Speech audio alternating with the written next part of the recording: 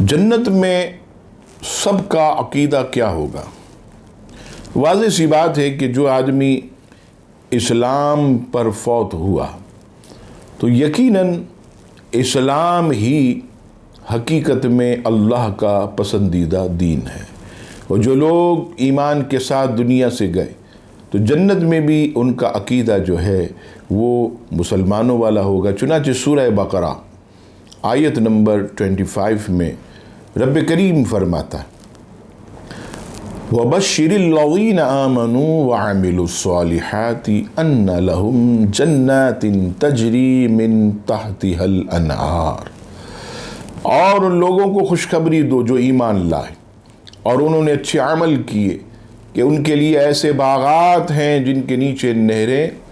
جاری ہیں، وَهُمْ فِيهَا خَالِدُونَ، اور وہ ان باغوں میں ہمیشہ رہیں گے۔ اس سے پتہ چلا کہ ایمان والے اچھے عمل کرنے والے ہی جنت میں جائیں گے، تو جنت میں بھی یہی عقیدہ ہوگا جو دنیا میں مسلمانوں کا عقیدہ ہے۔